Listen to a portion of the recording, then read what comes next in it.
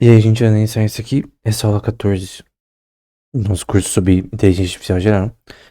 E a gente vai falar sobre o mesmo tema de antes, da aula 13, que é a parte 2. Na verdade, o apêndice. O apêndice, ele é tão grande e tão complexo, mas tão importante que eu preferi, né? Publicar em outro dia e também com mais calma e paciência, né? Em outra aula. Então, é o mesmo paper de antes, do Susumu Katayama. Então, o apêndice prova os teoremas que ele provou anteriormente. Basicamente, pelo que a gente já viu anteriormente, o foco dele é criar um sistema usando esse tal de FPRBSR, né? Para você computar números reais, em que você tem uma função de interpolação entre valores x e y, que é dados por essa coisa que a gente vê também no resto do paper. Vou fazer aqui, ó. A concatenação entre parâmetros x até infinito, né? E ele usa o termo string, né? O termo string tem a ver com funções. Função não, perdão, são strings infinitas, né, entre aspas, de números reais, dentro de espaço de -1 até 1. Tem zero também no meio, mas dentro desse espaço aqui. E você vai ter uma interpolação também, que XOR tem a ver com isso, entre os valores y aqui. E também vai ter uma concatenação deles. Então, basicamente, é um método de computar números reais. Então, a gente viu anteriormente que em Reinforcement Learning, no geral, você tem que ter uma forma de computar esses números reais de uma forma eficiente. Esse é um jeito de fazer isso por uma computação binária exata. Eu creio que são funções ainda semi-computáveis, com certa probabilidade. Mas você vê aqui, por exemplo, que as tabelas de cálculo aqui, por exemplo, se x mais 1, lembramos que é uma computação binária, né? Se x mais 1 tiver dentro de -2 para 0,2, aí vai seguir isso daqui. Com relação a -1 e mais 1, você vai ter x mais 1 mais y1, x1 mais y1, vai seguir que se for igual a -1, né? x2 mais y2 for menor que zero. Então você tem uma tabela aqui associada a essas computações que são feitas nesse contexto aqui. Desse modelo algorítmico de computação binária para números reais. Então é um modelo bem específico, na verdade. Então, ele vai explicar algumas coisas, né? Se x mais 1 mais x mais 2 for par, eu não lembro se even é par ou ímpar, mas eu sempre confundo odd com even, né? Mas enfim. A média de x e y não vai afetar os dígitos menos significantes. Então eles podem ser computados. Porque você está falando de uma função que é infinita, né? Acima de uma string, né? Que é infinita. Entre 0 e 1, você tem infinitos números reais entre 0 e 1. Então você está tentando fazer relações probabilísticas que estão dentro desse contexto para dar recompensas pro seu agente de IA. Só que não é algo tão simples assim, né? Será que é computável, né? Ele prova no paper anteriormente que é computável, né? Realmente, por mais que essa string, essa cadeia de strings, né, seja infinita, então vamos supor que aqui é x0 e aqui x infinito. Ainda assim, isso é computável se você pegar seções específicas e ignorar o resto. Lembrando que é de 0 até 1. -1 até 1, no caso, né? E aí vai ter aqui, nessa parte, que se x1 mais x mais 2 for igual a -1, então 1 sobre 4 vai ser subtraído do resultado. Isso pode ser atingido subtraindo 1 do segundo elemento. Aí ele vai explicar aí nesse contexto as condições do algoritmo dentro de -1 até 1. Enfim, o ponto é que certos valores vão dar relações diferentes nessa computação. E o objetivo é pegar de forma eficiente o que é útil e o que não é útil dentro de -1 até 1 dos números reais, né? Lembrando que tudo a gente tá falando de recompensas, né? Então, se eu pegar de novo esse termo, eu tenho que sempre lembrar dele, né? Embora eu acho que quem já viu todas as aulas deve estar cansado de eu citar essa equação. Mas ela é muito importante, né? Então, as recompensas estão dentro dos números irracionais. E esses números irracionais, eles fazem interseção entre 0 e 1. Só que no fim dessa computação, você vai ter um mapeamento para números reais. E dentro dessa computação de números reais, é isso que ele está tentando computar. Então, essa computação está dentro desse contexto aqui. Então, aqui, por exemplo, tem um exemplo de quando x mais 1 vai ser igual a 1. E aí vai seguir a mesma lógica e tal, enfim. É o que importa. E aí tem o lema 12, né? Se x infinito, né? String. E y infinito. São ambos computáveis usando esse algoritmo, né? Esse modelo, computação binária. E a média deles é denotada dessa forma, né? Vou fazer inteira aqui. A média de interpolação entre eles é dada por essa fórmula. Dentro de menos 1 sobre 2. É 1 sobre 2, então eles vão desses valores de um pro outro. A soma deles também é computável, né? Então você tem uma relação de prova de computabilidade de que, mais que sejam strings infinitas, como ele demonstrou anteriormente, você pode sim computar isso daqui. Isso é possível. Como eu disse anteriormente, pelo axioma da escolha, obviamente você não tem como computar, por exemplo, achar dentro de um conjunto infinito um elemento específico que eu escondi um tesouro, por exemplo. É possível. Se eu colocar randomicamente de forma real, né? Os valores em algum lugar, é possível você achar, mas nesse contexto é de menos 1 até 1 e por mais que se tenham infinitos números reais, você tenta levar isso de uma forma que seja possível de se computar, né? E aí, ele vai dar prova disso, né? Vamos supor que de fato esse algoritmo ele tá de menos 1 sobre 2 até 1 sobre 2. E aí, ele vai dar aqui algumas ações. E é uma computação binária, né? Então você tem uma relação dupla aqui nessa parte. Em que. E essa notação tem muito a ver com números reais, né? Números reais também usam uma notação parecida. Mas você vai ter uma relação que vai ser igual a x2 no contexto dessa string. Aí a função x2, outra função g sobre x2. Aí você vai ter outras relações em diversas funções nesse aspecto que você pode, nesse caso, dentro desse espaço numérico, fazer computações que sejam não são computáveis, né? Mas permissíveis, né? Nesse contexto, né? Que você de fato possa ter algoritmos que consigam, nesse contexto de menos 1 até menos 1 sobre 2 até 1 sobre 2, fazer cálculos que sejam computáveis, né? Aí vai falar que as funções acima computam computações reais dentro de x e y e z, tal que x está dentro de menos 1 sobre 2 até 1 sobre 2, y de menos 1 até 0 e z de 0 até 1, né? E aí no caso você tem a computação de tanto de x, de y e de z nesse contexto. Então você tem três parâmetros que tem medidas diferentes de mensuramento, né? Até onde elas vão, que podem ser computadas nesse contexto usando esse modelo algorítmico, né? Então se x e y são computáveis, né? O produto deles também é computável. Então você pode computar um vezes o outro, né? Pode pegar um produto de x e de y, por exemplo. Dando n vezes, né? Sei lá. Aí vamos falar, nós também precisamos mostrar a informação que é computável de fato, né? Do ponto de vista binário, né? Então x e y são uma representação binária não redundante. Você pode maximizar x e y, então é possível você maximizar x e y.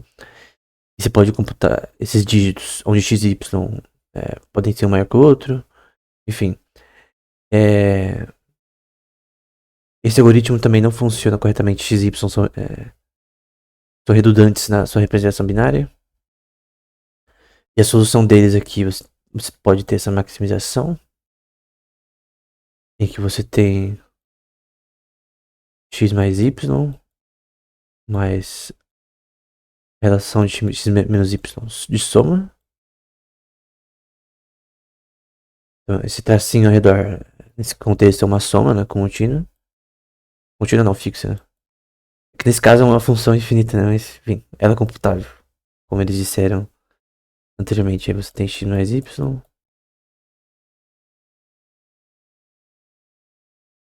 E aí vai dar a mesma coisa. Só de forma diferente. Dividido por 2. E nós mostramos pela negação e pegamos o valor absoluto como sendo computável nesse contexto, né? Você tem que entender que tudo tá no contexto de números reais. Todos aqui tem números reais e que você quer fazer computações entre strings, grupos de números reais, de menos 1 até 1, 0 até 1, enfim. No contexto que a gente já viu anteriormente, né? Aí o lema 14, né? A negação que é computável dessa forma. Se ele é de fato computável nesse sentido, desse algoritmo, né? Então a negação também é computável, né? Então você pode computar menos 1 até 1. Até porque você precisa dar recompensas negativas aqui também, né? Então, a questão é, esse negócio é computável de fato, né? Então aí a prova, né? Você tem aqui menos infinito. Lembrando que a gente tá falando aqui no caso de menos 1 até 0. Nesse contexto de recompensa, porque tudo tem a ver com recompensa. Porque a recompensa é projetada no fim para número real. É isso que eu foco aqui. Sempre lembre dos vídeos anteriores. Então vai ser até infinito y.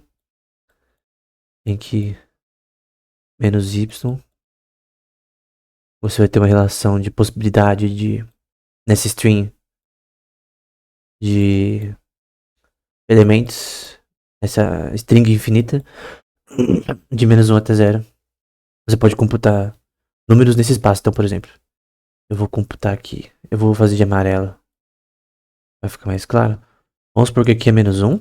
E aqui é só números reais, tá? E eu vou de menos 1 até 0. Ou até 1, não importa. Você concorda que de menos 1 até 1... Perdão, de menos 1 até 0... Em questão de números reais, que são não só frações, são frações correlacionais.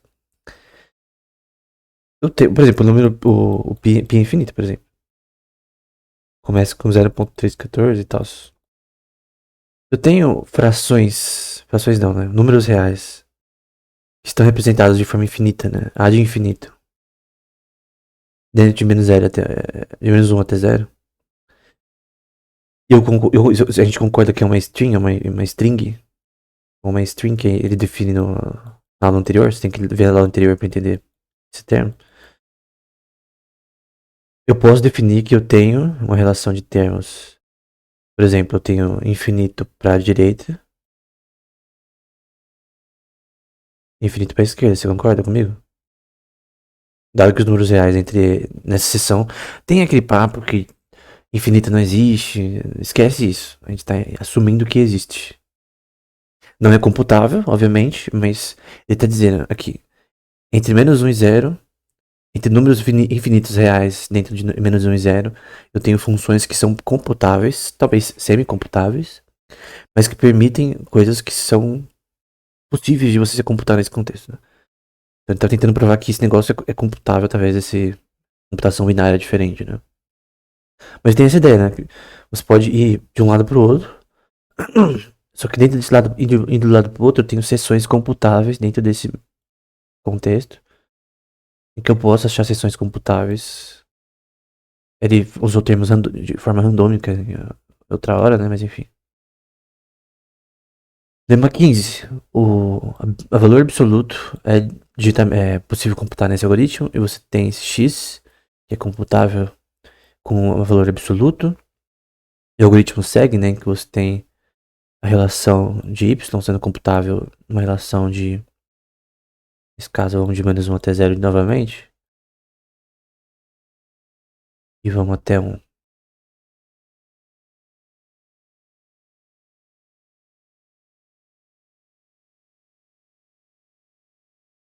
Aqui eu coloquei maior, mas não importa, tá? Obviamente o tamanho dos dois é igual aos números naturais e esquece que essas relações de maior e menor. Eu só tô desenhando aqui pra você entender. Eu sei que não pode ser maior que isso aqui, porque, enfim, é só uma visualização, né? Então você concorda que daqui pra cá é infinito em números reais? Daqui pra cá também. Daqui pra cá também, né? Só que eu posso concordar com você que se eu pegar essa seção aqui, dentro de um espaço aqui, também eu tenho infinito pra cá, pra cá. E ambos são infinitos de números reais. Se a gente for para números surreais, pior ainda. Você vai ter dentro desses infinitos mais infinitos. Então, o ponto é que você tem essa relação de concatenação. Então, por exemplo, vamos supor que eu quero concatenar só aqui. Então, vamos supor que eu quero x1, x2, até x infinito. É uma concatenação que a gente viu na aula anterior. Então, o ponto é que você tem essa relação de que mesmo nesse contexto você consegue calcular valores exatos. Esse é o foco desse tal de FPRBSR, né? São computações que são permissíveis. Eu não sei necessariamente se o termo semicomputável é correto aqui. São algoritmos que permitem computações que podem ser realizáveis, né? Eu não sei se o termo semicomputável é correto. Porque se você tem funções semicomputáveis, né, pelo teorema de Mendelsberg monotônico, de convergência monotônica de Mendelsberg, você vai ter o retorno diminuinte das recompensas, né, como a gente viu na aula 5. Na aula da estruturas não arquimedianas, né? Mas talvez eu acho que o objetivo desse paper é resolver esse problema. Desse teorema, né? Aí você tem, no caso aqui, vou pegar direito aqui, uma maximização binária desse sistema. Então você tem x, y, você pode calcular o valor máximo que a gente viu anteriormente, e a prova tem maximização de x, y dividido por 2. E a relação, vou aqui embaixo, opa, eu vou colocar em outra cor. Tem a interpolação entre x e y. Concatenação, né? E daquele espaço que a gente viu aqui, né? Computação de menos 1 até 1. E você tem aqui condicionada a concatenação em que esse valor, essa maximização é computável, né? Você pode realizar maximizações dxy nesse espaço de computação desde menos 1 até 1. Então, de um lado até outro aqui, você pode fazer computações permissíveis e concretas que no fim computam os números reais que são no final, a projeção final do output, né?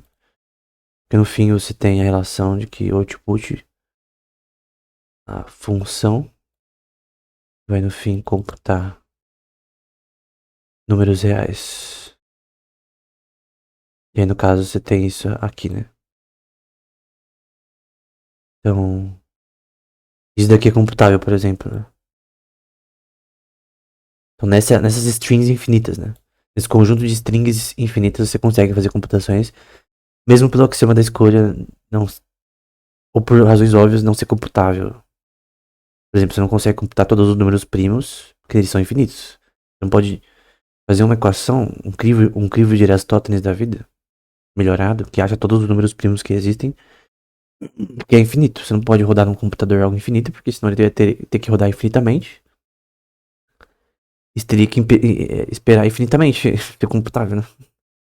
Eu, do ponto de vista epistemológico, né, eu creio que o infinito só existe de fato até como predicado na mente de Deus, né? Porque Deus é onisciente, ele sabe todos os valores de pi. Por ser onisciente, agora, em nós criaturas não é possível saber computar o infinito, né? É uma questão epistemológica cristã, né? Aí você tem a maximização de sets que são computáveis, né? Então, se x é um set não vazio, então x ele não é vazio, né?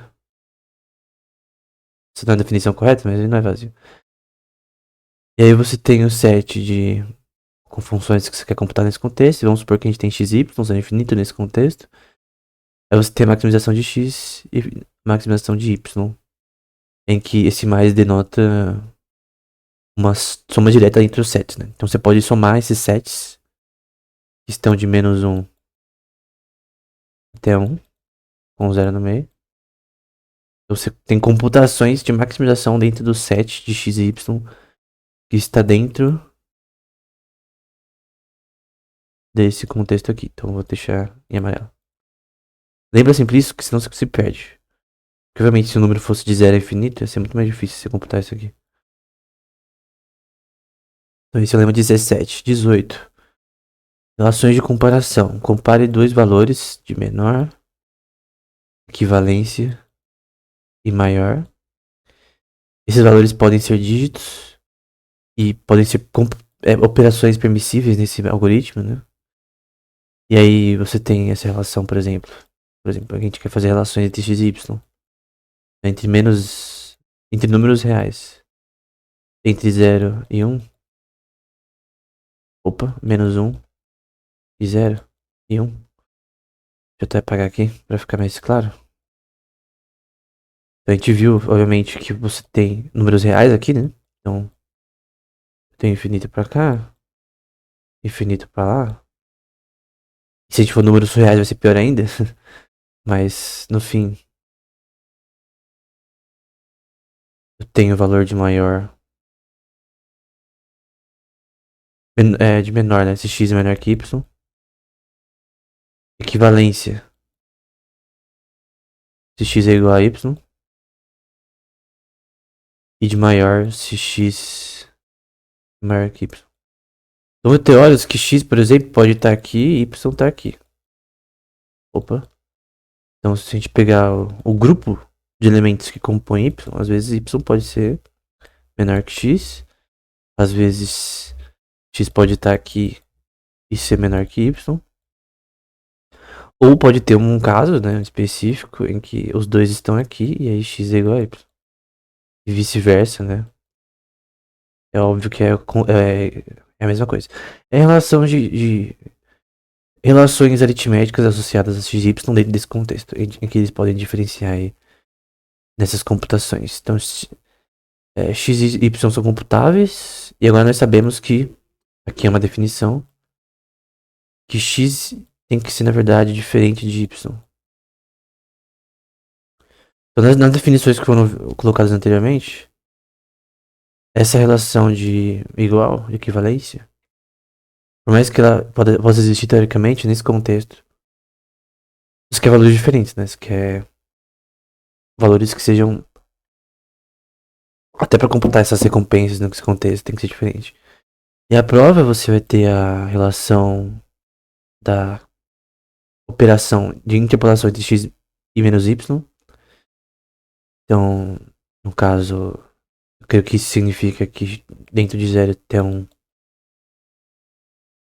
e você tem uma relação em que, nesse caso aqui, por exemplo, nesse CMP, você vai ter uma relação de menor mesmo, né?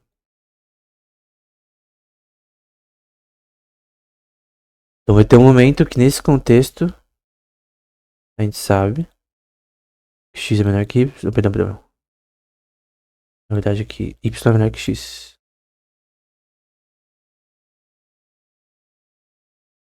Se for igual a 1, aí, no caso, creio que y vai ser maior que x. Essa é a minha interpretação. Posso estar errado nessa interpretação na forma de explicar. Eu quero explicar de uma forma simples, mas. O ponto é que eles são números diferentes e um pode ser maior que o outro. Só que não pode ser igual, necessariamente. No geral. Se de fato eles são diferentes, obviamente eles não são iguais. Tipo, é óbvio. Mas o. Aqui o ponto da prova é que a comparação se pode ser computado que x. Você quer saber se x é a relação entre x e y, por isso essa interrogação é igual a essa relação aqui, né?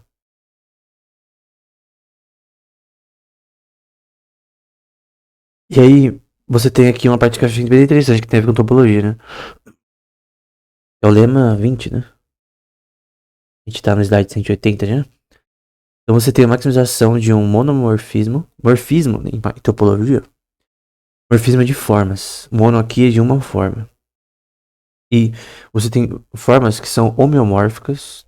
De homo, mesma. Homo. Que é homeomórficas. Eu não vou colocar inteiro. Por exemplo, uma caneca. Ela tem um gênus. Ou seja, ela tem um furo. Sabe onde você, a alça onde você põe o dedo? Você põe os dedos pra segurar a xícara? Aí você levanta o mindinho. Cadê? Você tem um gênus. Então, o gênus é um. Qual que é a estrutura que é homeomórfica? Que você tem morfismos permissíveis entre elas. É o torus. Porque o torus também tem um gênus. O torus ele parece uma rosquinha. Mas é uma estrutura topológica muito importante. Tem várias aplicações na física também. Ele também tem um gênus. Mas, por exemplo, tem uma estrutura que não é homomórfica a essas. Então, ela é diferente. Como ela não permite morfismos de homeomorfia. Que no caso, por exemplo, é uma esfera. Porque uma esfera perfeita, que nesse caso, ela não tem furo, ela não tem gênus. Então o gênus dela vai ser zero. Logo, essa esfera, ela não é homeomórfica a um torus ou uma caneca. Se eu pegar uma massinha que tem um torus.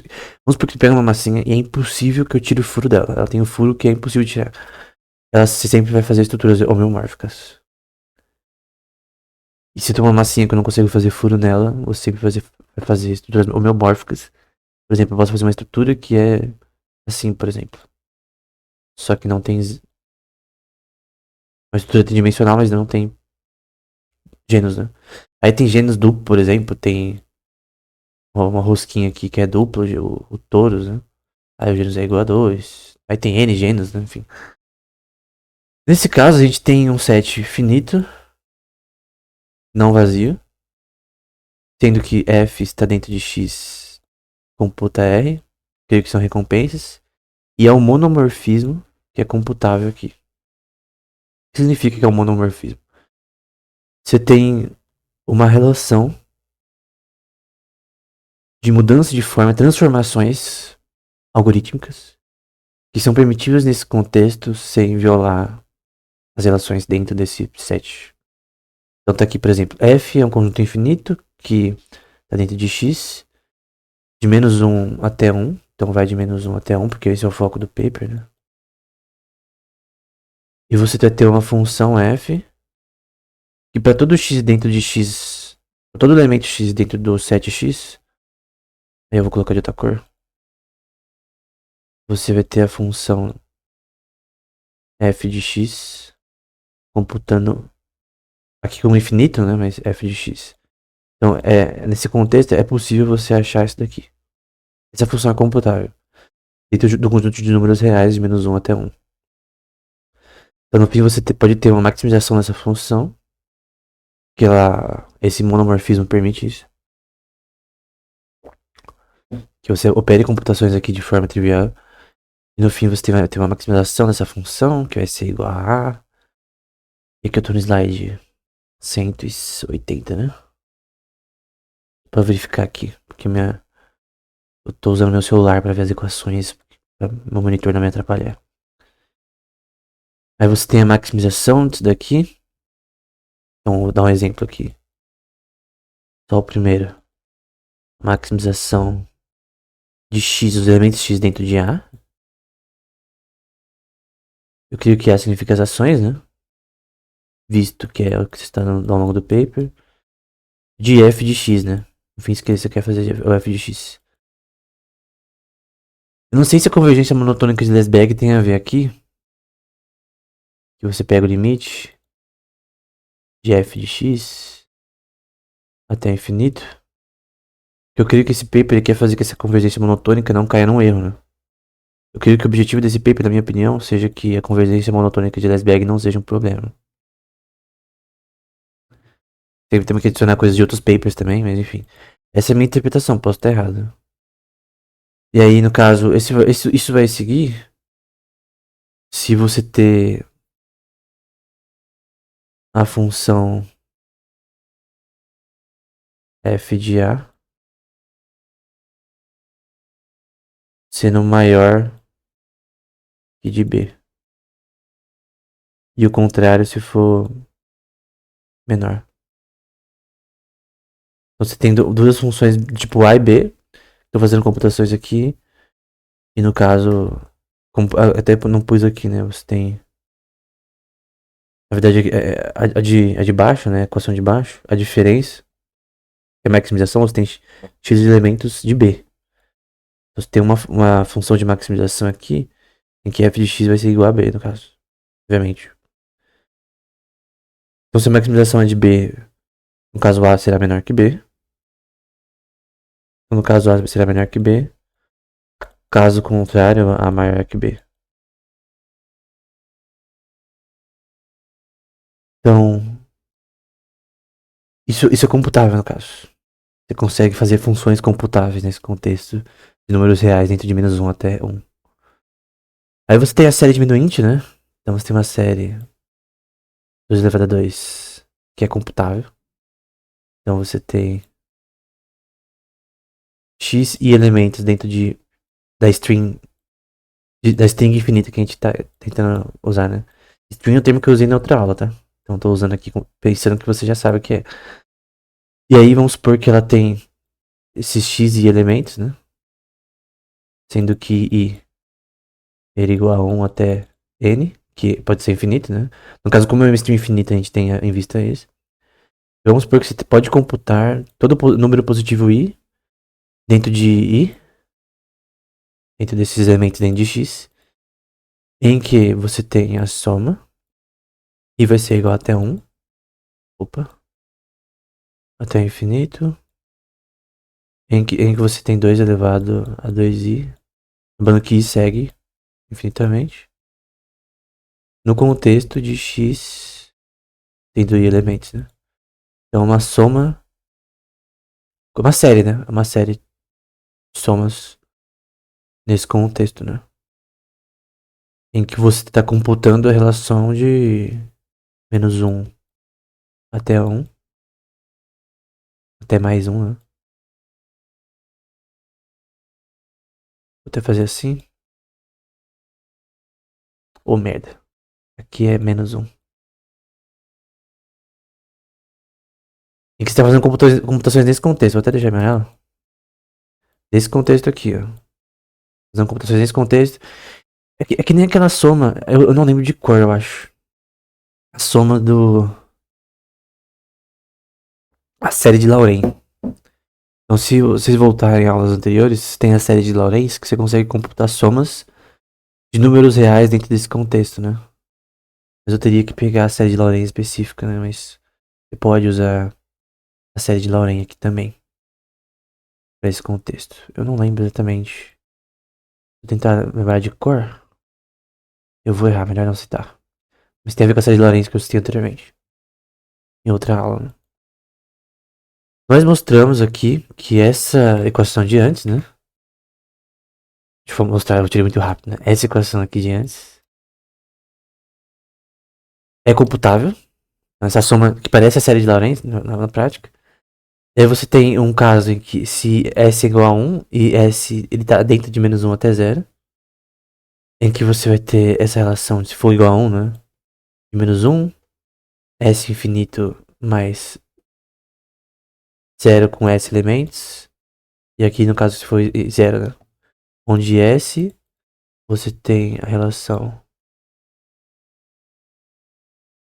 de S até infinito. Até S infinito. Que é igual a X e elementos. Que é igual aquela soma aqui. Então você vai ter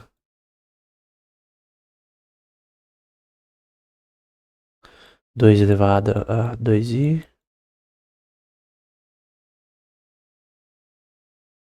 Então basicamente essa é a ideia, né? Em que se S for igual a menos 1, sugere que S infinito vai ser igual a 1. Pode ir até 1, por exemplo. Isso aqui é simples. Eu vou usar outro exemplo aqui. Então, vamos supor que eu começo aqui. S é igual a menos 1, você concorda? Então, ele começa aqui. Esse é o valor mínimo de S. Vamos supor que S infinito é o máximo valor que S pode ter. E como essa função vai de 0 até 1, então o valor máximo de S é 1. Que a gente pode pôr 0. Eu tenho um lugar que é S igual a 0, por exemplo. Então, por conta que xi é maior ou igual a 0, por definição, si é maior que 0. Então, tendo em vista em conta que xi ele é positivo, então, nesse caso, só pode ser... Essa é a prova, no caso, né? Maior, só pode estar nesse campo aqui, né? Tipo, ser maior que 0. Maior ou igual a 0, né? Ele pode estar nessa região. Que é a prova disso aqui, no caso. Na verdade, é a prova disso aqui. Que x e elementos dentro do infinito, da infinitude dessa string, é maior ou igual a 0 ou menor que 1. Ou menor ou igual a 1, na verdade, né? Ou é menor que 1. Acho que não tem como ser igual a 1 porque seria um valor muito máximo, né? Que seria impossível de chegar, acho. Aí você tem a equação aqui, a mesma equação de antes, que vai ser igual, na prática, a essa relação de 0. Aqui é importante essa notação porque ela explica muita coisa. De 0, S, 1. Que nada mais é que 0 até 1. E no fim você vai ter os casos para isso, que ele vai expandir esse negócio até chegar a essa equação aqui, em que você vai ter a soma associada a tudo que pode ter entre 0 e 1. Então isso daqui são só expansões, eu vou para a parte final. Então 2 elevado a menos 1. Você tem x e elementos. Mais 2 elevado a 2 menos 2 elementos. Em que você tem essa soma aqui, que tem essa visão.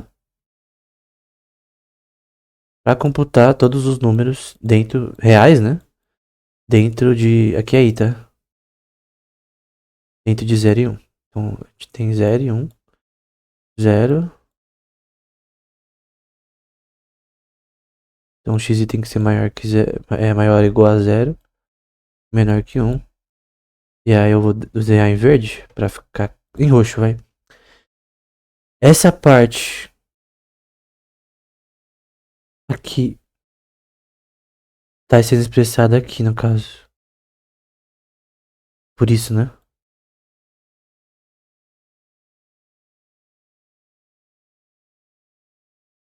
Então que começa em 0, né? E a concatenação segue depois de 0.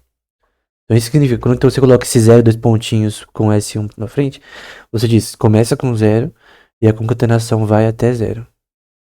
Aqui no caso a gente tem um exemplo de em 1 até menos 1, de menos 1 até S, infinito, né? No caso de menos 1 até 1. Aqui a gente tem de 0 até 1. Então nessa parte aqui, a gente tem de 0 até 1. Aí você fala, mas por que 0 até 1? Eu não entendi. Começa com 0, concorda? Se eu começo com 0, dois pontinhos, até S e mais 1, significa que eu tenho S e mais 1 elementos até 1. São infinitos, porque a gente tá falando de números reais. Então, mas tem infinita. Mas tem infinita. Começa com zero, só que acaba em um. E por isso está representado como i mais um. Essa é a representação. Aí no caso aqui começa com um. Aí no caso vai fazer uma relação de menor. Em que você tem de um até um. Então essa parte aqui vai de menos um até um. Aqui vai de zero até um. E você pode fazer concatenações, somas, que elas vão no fim de menos um até um. As concatenações, aquele negócio de você ter o x1, x2, x3, até o infinito. Isso aqui são concatenações. Estou concatenando coisas entre 0 e t 1.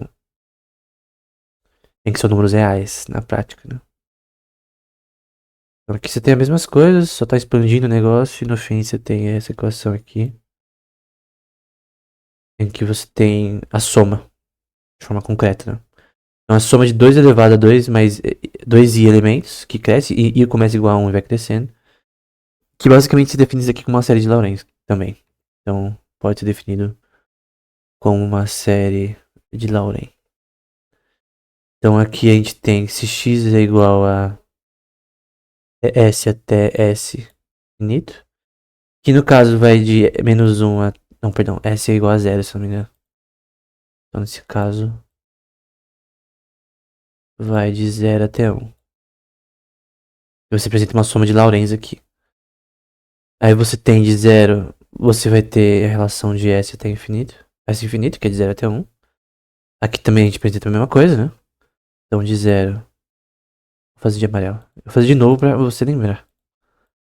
Eu sei que é difícil. De 0 até S I. Merda.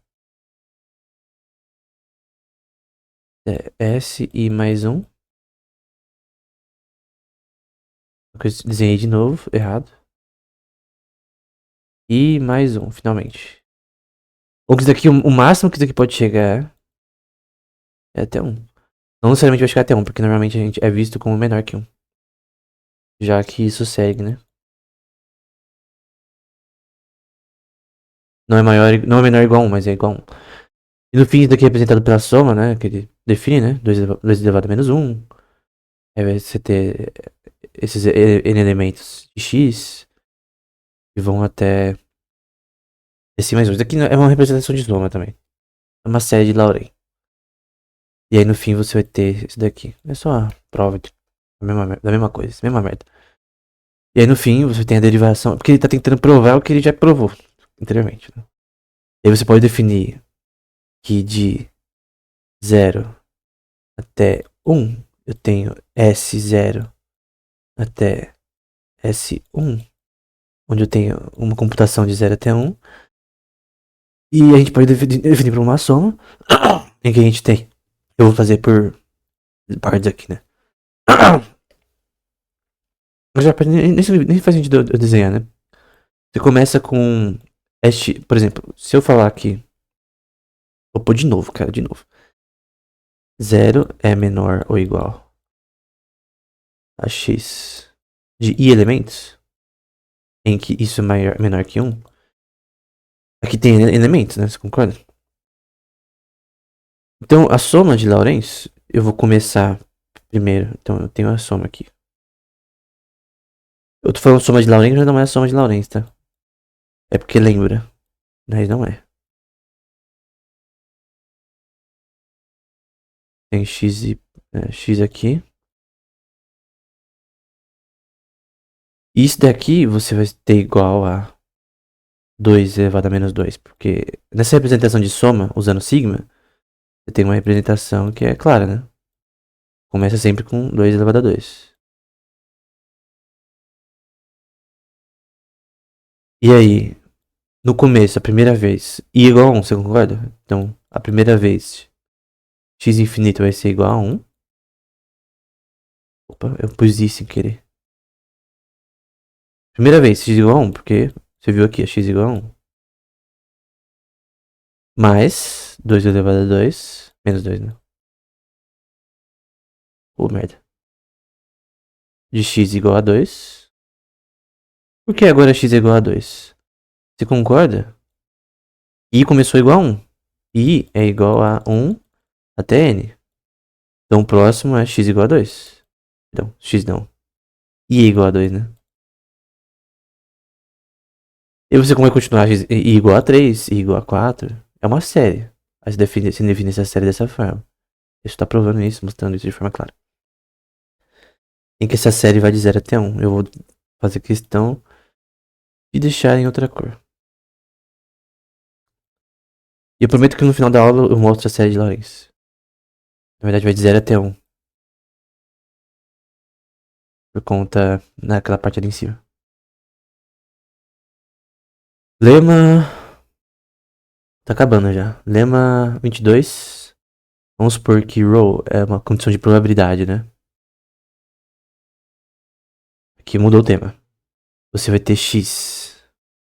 É basicamente um capa ali, né? Na capa, na verdade.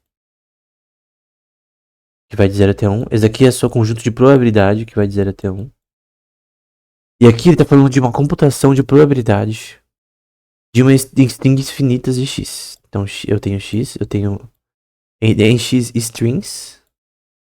Esse aqui da última aula. Essas strings são computações. Acho que você vê muito torto, né? Strings. São strings infinitas. Então tem uma string infinita. Começa com 1, vai até n blocos aqui. E vamos supor que eu tenho P sendo um predicado computável. Então é um predicado associado a. Por exemplo, o robô ele não pode bater em obstáculos que nem um idiota. Então é um predicado que tem uma função de probabilidade em relação ao cálculo associado a obstáculos, por exemplo. Então você tem uma soma da probabilidade unitária dentro do contexto total de probabilidade, que vai de menos 1 até 1, não, de 0 até 1, perdão. Essa função de probabilidade em Measure Theory é de 0 até 1, é uma medida, né? Em que você vai ter a probabilidade de row, que é o termo no... Aqui você tem que ver a aula anterior, tá? Que é o y. O y, ele tem um dos termos que é de probabilidade, que é dado como row. O y é de... não é da expressão mineira não, né? É do... É incrível que todo mineiro fala y, né? É Unlimited Artificial Intelligence, ou Inteligência Artificial Não Limitada. E um dos tuples, né? É de probabilidade, que é esse row aqui, que é uma letra grega, tem som de R, né? E você vai ter uma probabilidade dentro desse conjunto probabilístico, que é computável. Então você tem... Por que você tem que calcular a probabilidade? Porque é um sistema probabilístico, o seu sistema robótico. Então você vai ter a sua função de valor. Eu não vou usar xi, porque xi basicamente não é computável, normalmente. Então eu vou usar... Se você lembra do xi, porque você viu as outras aulas, tá? Veja essas aulas na ordem, né? Se você não vê essas aulas na ordem, você não vai entender nada. E leia os artigos, se possível. Então 1000 é uma condição de probabilidade, então tem relações de probabilidade. Oh, merda. Relações de probabilidade. Que vai de 0 até 1. No contexto, eu sei que eu vou desenhar de novo essa equação em que você tem R dentro do conjunto global de recompensas, dentro dos números racionais, que faz interseção entre 0 e 1. Então são números racionais que você está dando de recompensa aqui. E você tem essa função de valor que representa... O seu algoritmo vai melhorar, né? Mas pra você melhorar, você tem que calcular as suas funções probabilísticas dentro de 1000. Então pra fazer isso, pra melhorar, você tem que calcular 1000. Que pode ser computável usando essa computação diferente dele. Binária, não redundante, né? E que a função de probabilidade é a soma de row. Aqui é row. Da probabilidade P, que vai ser igual a 1. Nesse contexto de robótica, quer dizer que ele faz aquela ração ou não. Então tem uma probabilidade de 0 até 1 de que... Vamos supor que se for uma binária, né? Ou 0 ou 1. Se a ação for uma merda, vai ser 0. Se ela for boa, se ela for zica, vai ser 1. Desculpe pelos termos. É na zoeira aqui também. Eu lembro de um paper bem acadêmico, bem difícil, citando Matrix, né? Então acho que é permissível que eu cite, que eu fale dessa forma. Tem bastante paper com humor. Então você tem a conjunto de rho de probabilidade dentro do conjunto de probabilidade global aqui, e você vai ter rho e p também sendo menor ou igual a 1. Então ele pode ir de 0 até 1, no caso. Se a ação é boa ou não, né? No caso, nesse contexto, não é só 0 e 1. É de 0 até 1, tá? Em que você tem beliefs, né? Você tem a belief que pode ser 0.1, 0.03. São coisas que o robô pode achar como boas ou não. Tem probabilidade de maximizar uma ação futura, né? Então existe uma ação futura maior que a ação passada e ele tenta calcular com base nessas beliefs. É o paper da aula 2. E aí você vai ter essa cor é meio afeminada, né? Vou pegar outra. Com todo respeito, hein? Aí você tem essa soma, começando com k igual a 1. E você tem outra soma. Aí lembra que LP é o tamanho do código, né? Nesse paper. Então você vai ter a probabilidade. Não é row, é a probabilidade. Dentro do conjunto de tamanho de código de probabilístico. Então, quanto mais o seu ambiente for complexo, mais o conjunto de probabilidades para o seu robô resolver o problema vai ser maior. Quanto mais a quantidade de informação, né? Que nesse caso a complexidade como Kolmogorov aumenta, né? Então tem o k de x, que vai ser igual a minimizar uma função f de g de x. Então, quanto mais a complexidade, ou mais o sistema ele é mais complexo, né? Quanto mais informação você tem, mais. É tipo a diferença, por exemplo, de rodar Tetris, a versão clássica, e Asteroids, e rodar GTA 6. É óbvio que a complexidade como Gorov de você computar os polígonos necessários numa tela de GTA é maior do que Tetris. Computacionalmente, o GTA 6 é mais difícil de computar. Isso é óbvio, né? E aí você vai ter roll, a probabilidade sendo igual a até 1. Não, perdão. Nesse caso aqui que eu tô escrevendo é menor ou igual a 1. E com k igual a 1 e com essa probabilidade sendo igual a k aqui, sem ter essa noção de probabilidade aqui, vai ser igual a 1. Então vai ter casos que vai ser menor ou igual a 1 ou igual a 1. E que esse LP é o tamanho do código, né? Também dessa condição de probabilidade. E aí você vai ter esse conjunto R, né? Que vai ser a relação global. Então você quer definir essa equação como um valor, né? Pra você não ter que ficar colocando lá toda hora, né? Opa. Então, em vez de você ficar escrevendo esse negócio toda hora, sabe? Seu produto aí. Esse aqui vai virar um produto de soma, né? Uma soma de produtos.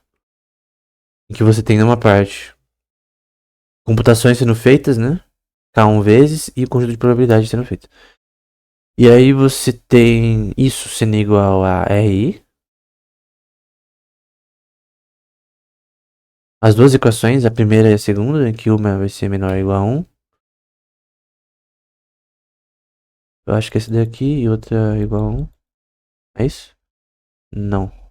Ou não. Em que nesse caso aqui você pode ter RI num certo momento. Sua função de probabilidade global ela pode ser menor ou igual a uma futura, né? Ou seja, uma pode ser pior que a outra. Você pode calcular qual é maior. E aí no fim você pode ter aquela. Uma passada pode ser menor ou igual a 1 e uma futura pode ser igual a 1. Ou seja, eu posso ter uma maior que a outra. Aí teve com o paper lá que a gente falou sobre agentes de eleição, né? Que os próprios agentes elegem os melhores, né? Tem um pouco a ver com isso daí. E aí no fim você. E daí estão dizendo que essa função de probabilidade é computável e consiste de somas infinitas de dígitos computáveis dentro dessa string infinita, né? E no caso, se R prime e o passado, né? São representações respectivas desse contexto, né? Então, você tem uma passada e uma futura. em que é passada essa daqui, isso aqui é futura, e uma pode ser maior que a outra, menor que a outra. E aí você tem o limite, então você vai como é uma função finita, então você tem um limite de i até infinito. Talvez você tenha uma convergência, talvez aqui. Você tem que ter, na verdade, de r futuro, de k vezes você rodando esse algoritmo, que vai ser igual a zero. Então você vai ter uma convergência, não, vai se aproximar de zero. Nos papers que a gente viu anteriormente, essa convergência pode dar retorno diminuintes de recompensas, né? Então o robô pode estar num looping. Só que o autor, nesse artigo, ele resolve que não entra num looping, tá? Nesse contexto desse algoritmo. Ele alega, né? Alguém pode discordar e tal, que não entra num looping. Mesmo usando números reais, ele alega que não é possível você não entrar num looping mesmo usando esse contexto aqui. Esse contexto probabilístico dessa equação, ele afirma, o autor, né? Que nesse contexto não vai entrar em looping. O robô não vai entrar no problema da parada. Não precisa resolver o problema da parada, porque o problema da parada ele não é computável. Aí tem a definição de Turing, Alonzo-Church e do Gödel, né? Sobre isso. Então, Gödel, Turing, Church.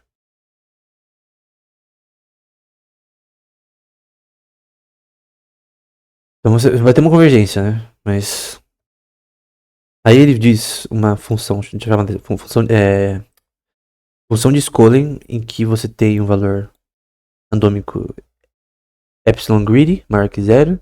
Existe um número natural n maior que zero, que satisfaz a equação para todo vetor j maior que n.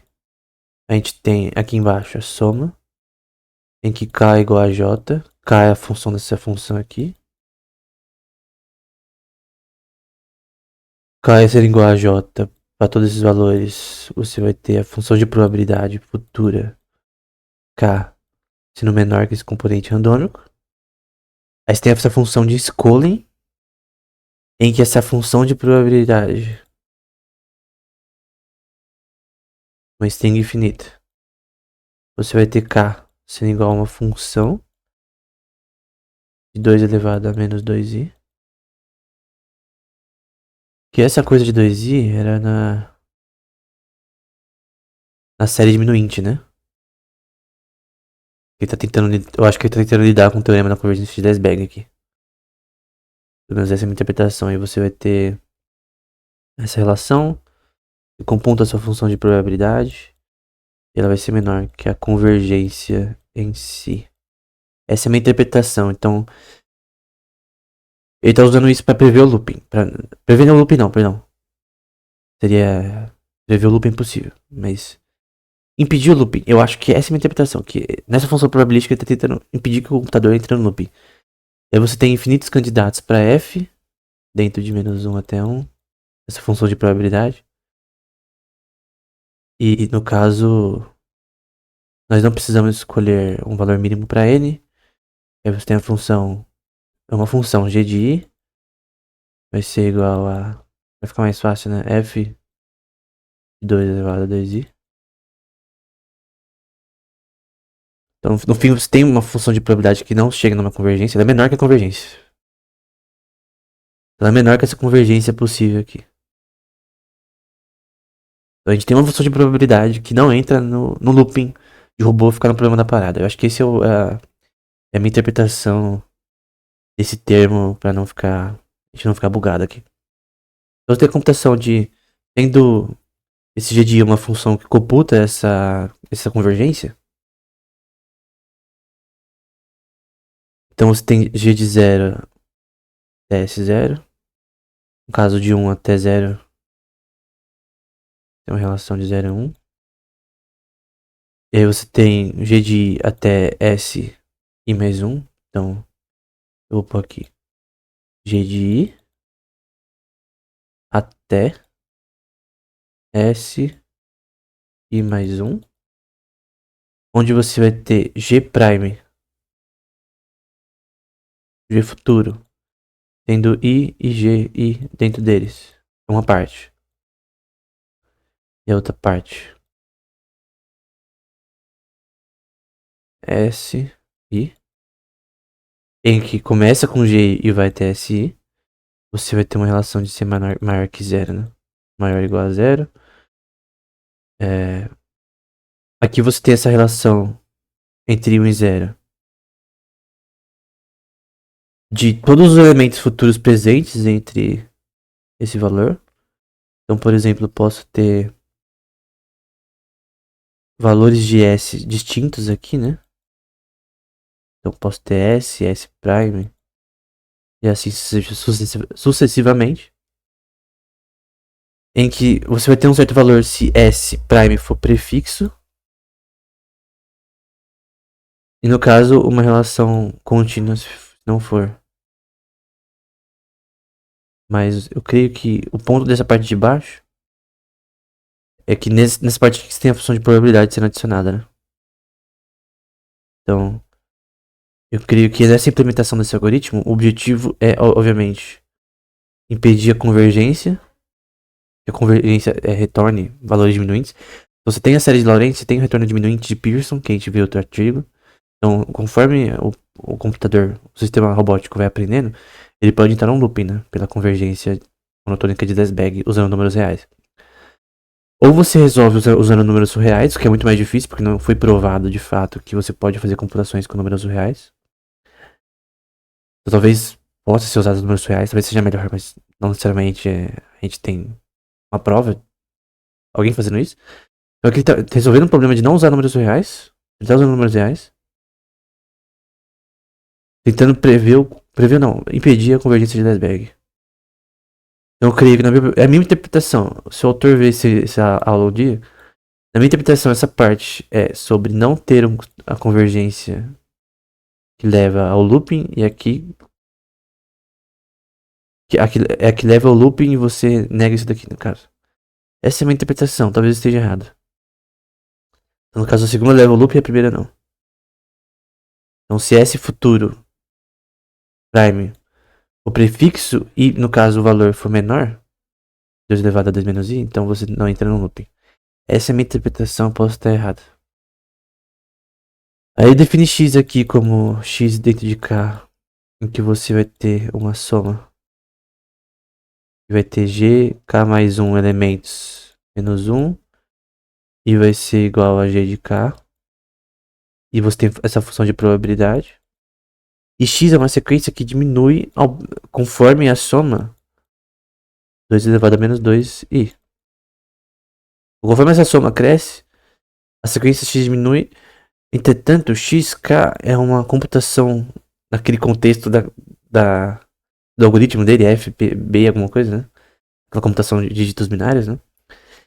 Embora você tenha esse retorno diminuinte, né? Você tem a série de Lorentz, você tem o retorno diminuinte de recompensas da lei de Pearson. Isso é computável nesse contexto por adições finitas, né? Então, tendo em vista que eu posso fazer uma função de probabilidade, talvez não caia na convergência, eu posso fazer computações probabilísticas. Tentando meio que desviar do teorema da convergência de Desbag. Então, tô tentando computar isso daqui de um jeito que não buga tudo. Eu tô tentando calcular minha função de valor para o meu sistema robótico em ambientes distintos, sem fazer com que o sistema caia num loop, né? Essa é a minha interpretação. Não sei se está correta. Você pode dar a sua também. Eu posso estar errado aqui na minha interpretação, né? Então, no caso aqui você tem qual que é a soma contínua da probabilidade em que você tem essa computação dessa série diminuinte. Então, no fim, você vai ter toda a computação como um todo dela, começando com, eu vou fazer só parte, né? A soma sendo igual a 1. E a função G1, começando com 1, né? Porque G tem elementos. Menos 1. G tem elementos, né? Se eu ver a G aqui. G tem elementos, porque GI. Então, I sendo igual a 1 até N. Você vai ter a função F 2 elevado a 2 I. E você concorda que GI tem elementos. Então, GI começa com 1, concorda? Então GI no começo vai começar com G1, depois G2 até GN. É óbvio. Em que a gente tá falando de K, né? Porque aqui tem. No fim ele vai colocar K elemento. Então, no fim a soma ela vai ficar. Vou ter que tirar aqui esse. Oh, merda. Bosta. Eu vou fazer isso aqui de novo. E eu vou. Tô tendo toque aqui. No toque com a equação, nunca vi isso. Tem toque na matemática. Aí, no caso, vai ficar GK mais um. É uma série contínua, né? É só isso. Isso aqui é só uma série contínua. Oh, merda. Começa com G de 1 menos 1 até GK mais 1 menos 1. É uma série contínua, só isso. E no fim vai ser RI contínuo. É isso, é uma série de probabilidade. Só que é finita. E é computável.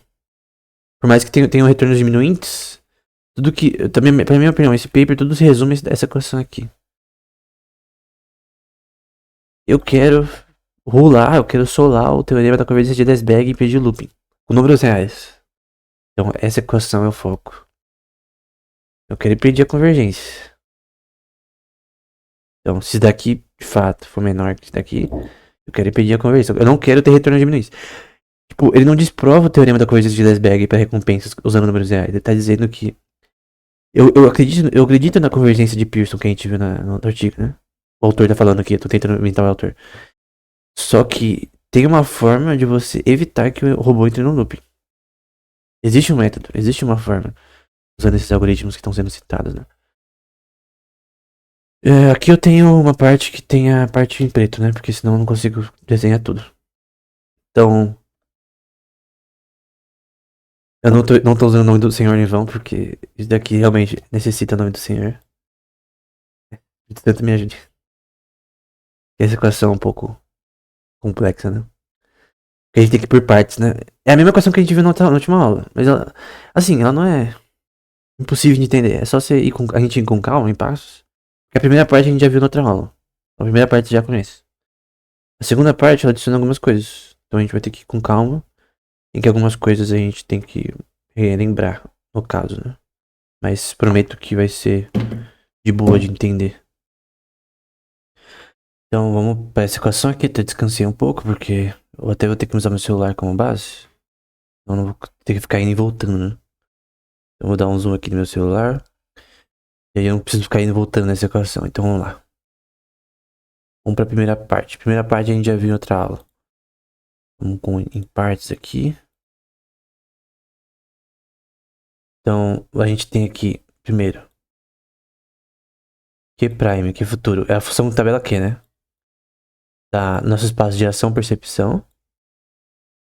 Que a gente roda K menos 1 vezes, que é o histórico do sistema. Esse espaço de ação percepção é igual ao histórico, né? A notação do Flutter. Que você tem espaço de recompensas recompensas e ações e observáveis. Então RT, esse HT que é do paper do Hutter é bem característico disso aqui. E aí você tem a de K aqui, que é o conjunto de ações. Então você tem um espaço de ação percepção, em que você está dentro de epsilon, que epsilon é coisa errada, mas conjunto de observáveis e recompensas globais, né? É a soma de tudo isso, né? E aí, você vai ter em outra cor aqui a soma de cada componente E, que é esse daqui. Dentro K, porque tem vários. Seus dados de ação percepção, né? Seu input. Só que também contém seu output também de ação. Em que você vai ter dentro de epsilon esse E. Na verdade, o output é ação, né? Que em outros papers, ações vão ser iguais a o output N. E observáveis e recompensas.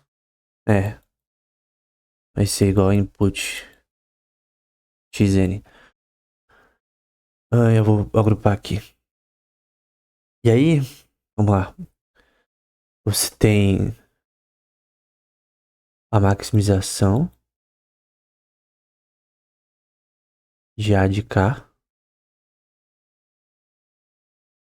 Ou seja, AK elementos mais um que estão dentro de A. Conjunto global de ações. Então isso aqui é a primeira coisa. Você tem N dados, informação dentro de epsilon, né? Que é o seu espaço de observação e recompensa. Aí você tem suas ações que você está maximizando aqui, porque isso aqui é separado dessa parte aqui da esquerda. E aí você tem uma soma contínua que no fim vai dar a maximização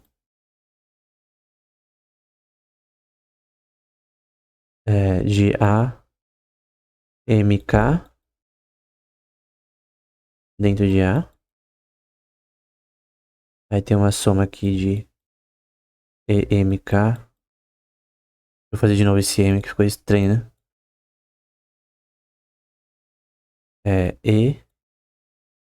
Oh, merda. Tá difícil esse negocinho. Vou até pôr um pouco mais pra direita. Tá tudo junto, no caso, né?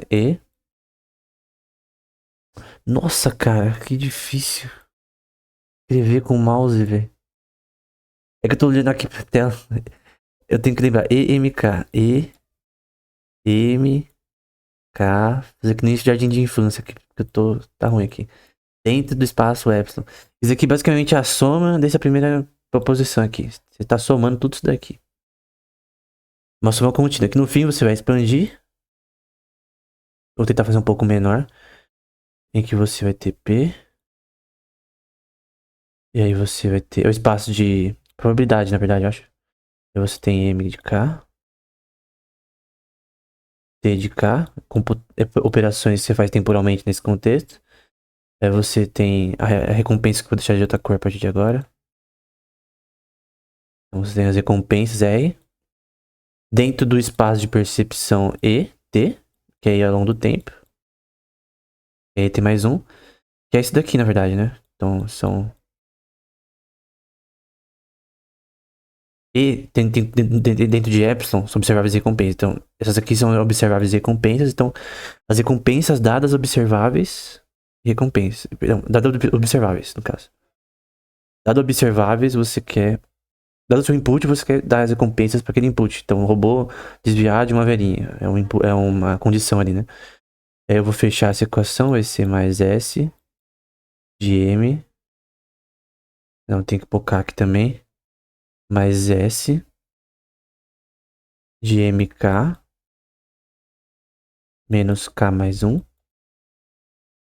Eu não vou fazer de novo esse K porque eu tô cansado de fazer as coisas de novo. Em que você vai ter a soma dessas relações de recompensas probabilísticas nesse contexto, né? Você tem relação de probabilidade P, tá aqui. P de probabilidade e você tem a relação de recompensas, a soma de recompensas que você vai dar dado os seus inputs do sistema. Aí você vai ter outro monstro aqui, outro colosso. E eu vou fazer assim, eu vou diminuir essa parte de cima pra caber. Então, pera aí que eu vou... Já volto, eu vou diminuir essa parte. Então, deixei aqui a parte de cima. A parte também que a gente não fez, que você vai ter também... Eu vou só representar aqui, só pra ficar visualmente. Soma de Q dentro do seu modelo de computação M. Esse M é de modelo de computação. Esse row é de probabilidade. A função de probabilidade. Dentro do espaço Q, que vai conter aí ações, N ações desse contexto. M de K. Dentro do espaço de percepção de 1 até MK. Então, isso aqui é a parte que faltava. Só que aí eu vou colocar a parte do final em que você vai ter novamente essa soma. Então é a mesma soma aqui. Então eu não vou fazer. Eu vou fazer de novo só pra. Então essa parte aqui vai ser igual a. Continuando, né? A parte de baixo da equação que a gente viu na outra parte. EK dentro de epsilon. Aí você maximiza AK mais 1. Vai ter N ações, né? Dentro do conjunto global de ações. Então, N ações dentro do conjunto global de ações. E no fim, isso daqui você vai fazer a soma da maximização de A, M, K. Que é o conjunto de N computações dessas ações. Dentro de A, eu vou pagar isso daqui para letra B, né? E aí, no caso, isso daqui você vai ter a soma de E, M, K em epsilon, né? É o conjunto de ações e recompensas globais. E outra cor. Vamos para um verde. Você vai ter aqui P. Uma soma de M até K. De computações que está fazendo, né? P sendo igual a K. Temporalmente essa computação acontecendo. Você tem as recompensas. Acho que aqui é um parênteses. Ô, merda. Preciso de uma Wacom com Intel de 15 mil reais. Alguém, por favor, me dê. Pra eu fazer esse desenho melhor. E aí você vai ter a soma que tá lá em cima. De Q dentro de M. Aí você tem aquela relação de Q dentro do conjunto de ações. M de K. Então, é o que? São operações dentro das suas ações que levam as suas percepções, no caso, né? No caso, o conjunto de ações vão ser iguais a isso aqui. Porque as suas ações vêm de onde? Vêm dos seus resultados do sistema, né? Então, a gente tem a probabilidade de ações condicionadas aos estados futuros, né? Então, conforme os estados mudam, o ambiente muda e tal, a sua percepção, quando o ambiente muda, os seus observáveis mudam. Então, se o robô ele tá no contexto de usar um machado para cortar uma árvore, as recompensas são diferentes, porque a função de recompensa, a tabela Q, para você quebrar uma árvore, né? Então, a tabela Q, ela tem que ser diferente. O robô tá jogando Tetris, um robô bípede, num computador, num videogame. A função de recompensa é diferente. O robô tá andando na rua, ele não quer colidir com pessoas, quer atravessar a rua sem ser atropelado. As funções de recompensas mudam. Conforme o ambiente muda, até num sistema de IA que joga um jogo, se o ambiente muda, a sua tabela Q muda. As recompensas mudam. Então, isso daqui tem a ver com isso daqui. Tem a ver com o espaço de percepção. Você tem a probabilidade de certas ações dadas os estados futuros do sistema que mudam continuamente. Então, esse fato está sendo computado por essa parte aqui. Em que você tem o modelo de computação M. Esse M é o modelo de computação que você usa. Aqui tá tudo certo. E no fim, você vai ter sua função de probabilidade roll de novo. Você tem a probabilidade de computar. Por que tem que ser probabilidade? Porque essa tabela aqui é uma função de probabilidade. Você tem que calcular a probabilidade de recompensas. Você vai fazer uma lista de recompensas para o sistema robótico. Ele mesmo vai calcular para determinadas ações. E no fim você vai fazer isso mais S de MK menos K mais 1. E aí você vai fazer essa mesma coisa de cima. Você vai fazer uma relação de... Essa parte aqui você computa a relação de recompensas e a probabilidade. Eu até vou fazer de outra cor. Tá errado eu fazer com essa cor. Então aqui é uma coisa. E essa coisa você vai somar. Então, essa parte de cima você vai somar. Eu vou colocar um vermelho bem vivo. Com S. M de K mais 1.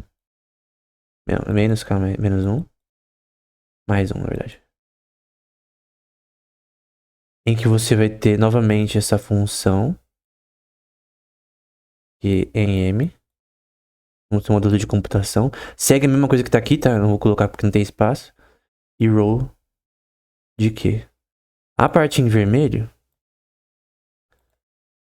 A parte vermelho. Nossa, eu tô difícil pra escrever aqui. Eu preciso de uma Windows. Intus é uma mesa digitalizada, não digitalizadora, é uma mesa de desenho, que é bom pra fazer matemática também. Então, orem pra que Deus me dê uma mesa digitalizadora. Então, essa parte em verde é a relação de probabilidade de recompensas, e aqui é a relação de probabilidade como função geral, nesse contexto, em que você tem a parte amarela junto com a de verde e vermelho, tá? Então, tudo isso daqui tá junto, e a generalização do que a gente viu aqui, tá? Então, tudo que a gente viu ali, no fim, você quer calcular a sua tabela aqui, cara. Você quer uma tabela aqui melhor. Isso daqui é o histórico do sistema, então não seria errado eu colocar Q' como HT. Não, eu vou fazer de diferente. Como H1 até K-1. E essa notação também está correta. É a notação de Hutter. E esse espaço de ação recompensa é a mesma coisa que HT no paper do Hutter. Aí você fala, por que não usou H de uma vez então? Seria mais claro, porque todos os papers usam. É que esse paper muda um pouco a notação, cara. Ele explica, né? Você tem que ver a notação que ele usa. Ele quis mudar a notação, e daí? Você só tem que entender que é a mesma merda. Então, no fim, o que você quer?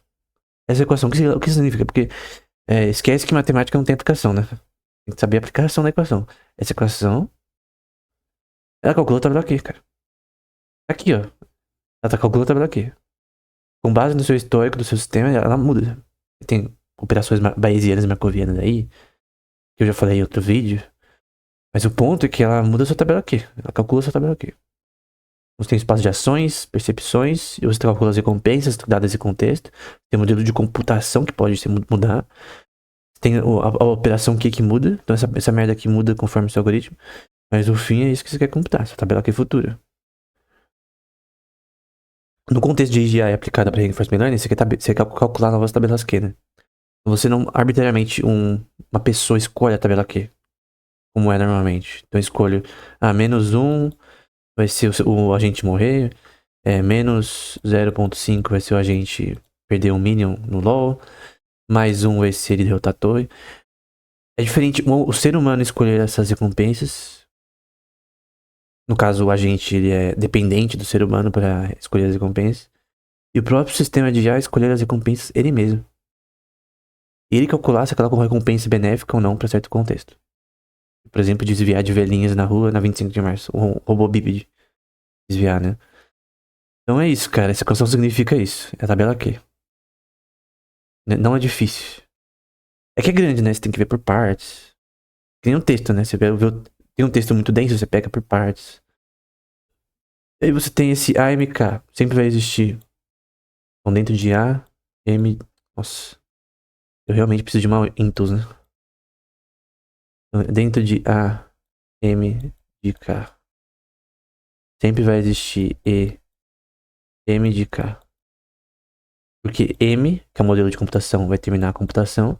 Ou seja, ele está dizendo que a gente está fugindo do teorema da convergência de Desbag. Uma hora, eu vou ter um conjunto de ações que maximiza minha recompensa. Aí tem aquele paper de agentes autorreflexivos, né? Então tem Y futuro. Quando Y futuro... eu tenho que fazer de diferente. Quando Y e mais 1 for igual a Y, Y futuro for igual a Y, então eu vou parar minha computação, ó. Já chega, já deu, eu não consegui uma melhor. Então, quando for maior que Y, aí você opera computação, né? No caso, você conseguiu uma ação que é melhor que antes.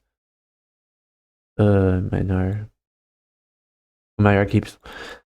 Então, existe sim uma ação futura maior que A. Mas caso A futuro seja igual a, então você não muda, cara. Se você não achou uma. É que nem na vida real, cara. No ser humano, quando você não acha uma ação melhor que antes, você não usa uma ação pior. É burrice, né? Pelo menos eu acho burrice. Aí você vai ter a soma do espaço de percepção. Esse E é de percepção, é de ação-recompensa. O epsilon é igual a observável recompensa. Aí você vai ter M e K, que vai ser as computações rodando isso aqui. Em que, se eu não me engano, no paper anterior, M de K é menor ou igual a K. E aí você vai ter isso dentro do espaço de percepção epsilon.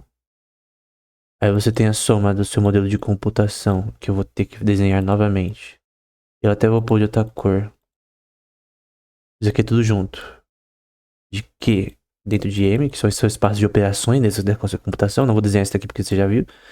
No fim você vai ter o espaço de probabilidade, row de Q. Você também tem um tamanho de código L de Q que vai definir a complexidade de computar isso. E também você tem complexidade como Gorov disso daí. Se não me engano, é 2 elevado a... 2 elevado a menos LQ. Alguém me corrija se eu estiver errado, só que eu não coloquei a parêntese. Mas se eu não me engano, nos papers anteriores é 2 elevado a L de Q. Que é o tamanho da sua computação. Eu acho que continua isso daqui, mas eu acho que é mais ou menos isso, a complexidade como Gorov. Esse algoritmo, isso daqui vai ser igual à soma do modelo de computação em si. Em que você tem essa parte aqui que está sendo metida nessa seção aqui. Que é seus inputs. Seu input na prática. Né? Seus inputs, você tem a operação que calcula o input e transforma o input para o sistema aprender.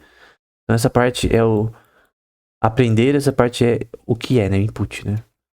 Processamento de informação e input aqui. Aqui é o processamento da informação, aqui é o input e aqui é o resultado final. Então essa é a lógica. Não vou desenhar tudo de novo. Aí tem essa parte aqui, e é... Vamos comparar com a equação anterior do slide 196, em que a mudança ela vai estar nessa parte aqui.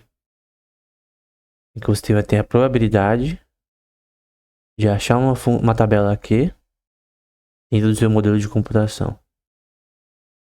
Então eu vou fazer questão de colocar aqui, mas eu vou colocar só essa parte. Esse slide 200, eu vou pôr no meu celular aqui. E com essa cor mesmo eu vou desenhar. Só deixa eu dar um zoom aqui no meu celular. Então aquilo tudo vai ser igual a probabilidade. Probabilidade. Eu vou pôr de outra cor amarela.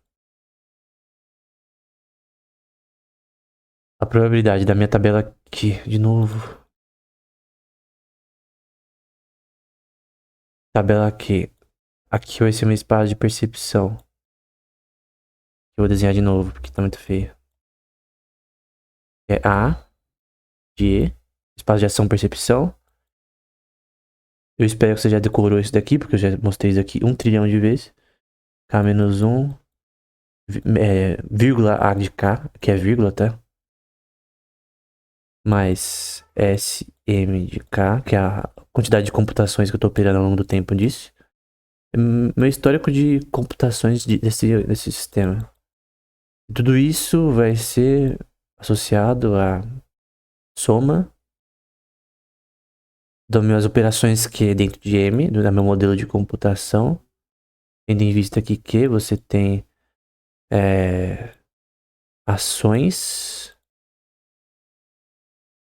histórico de ações desse contexto que vão ser iguais aos nossos espaços de percepção de E1 até K. Eu já defini o espaço de percepção várias vezes, mas é porque esse espaço de ações vai ser igual à percepção. Que no caso, o que define A vai ser os estados do sistema, né? Então, se E for os estados do sistema S, futuros, o S mais 1, então a probabilidade de uma acertação é condicionada a S, futuro. Então, por causa dessa noção de probabilidade, isso segue sendo verdade. Em que eu tenho ações. Eu tenho que esperar. Eu tô fazendo de novo. Em mais 1 são iguais a observáveis. E recompensas. Em que o histórico tem os 3. Como a gente já viu anteriormente. Ok. E a probabilidade, vou até pôr de outra. Eu vou pôr na mesma cor, velho. Ou na mesma cor. Probabilidade row. O tuple do Y, né? Não é do. Não é do mineiro, não. Unlimited Artificial Intelligence, que se transforma nesse paper, tem a probabilidade de quê?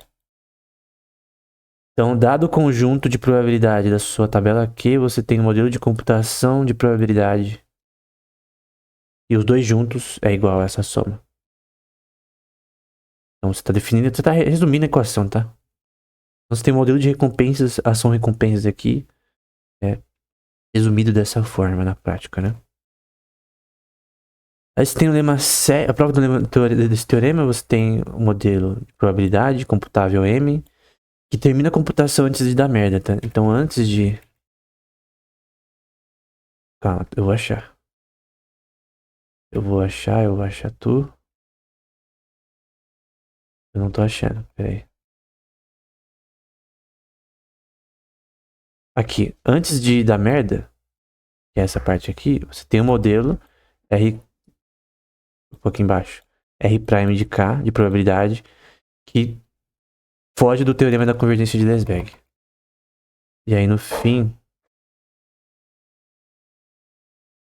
você tem essa relação de computar, que isso é computável, e consiste de adição, multiplicação, maximização, né? Então, é a prova desse teorema, né? Prova do teorema 10, né?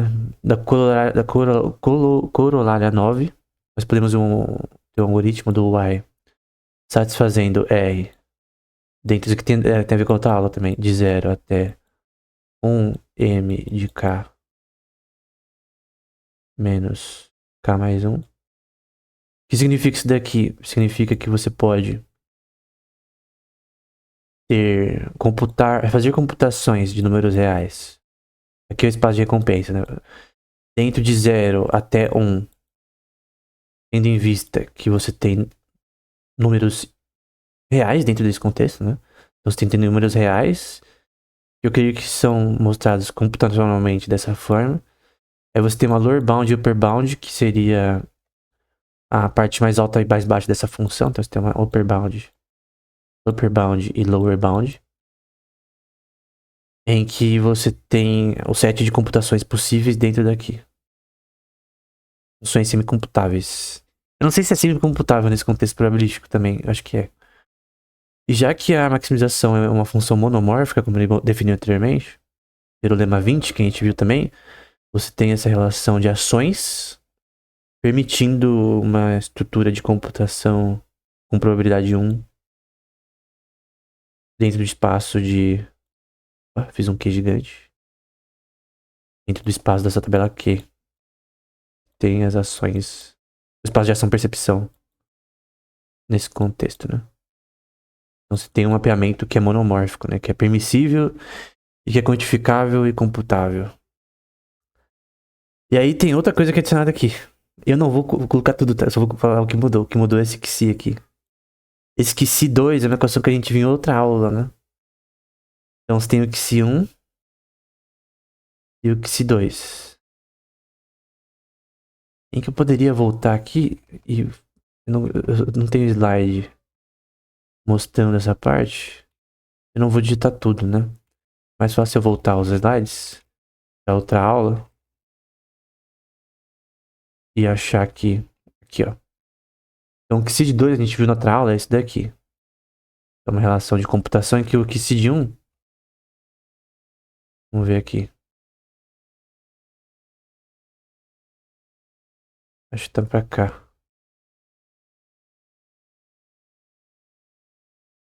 Eu sei que QCD 1 tava aqui, ó. QCD 1 vai ser igual.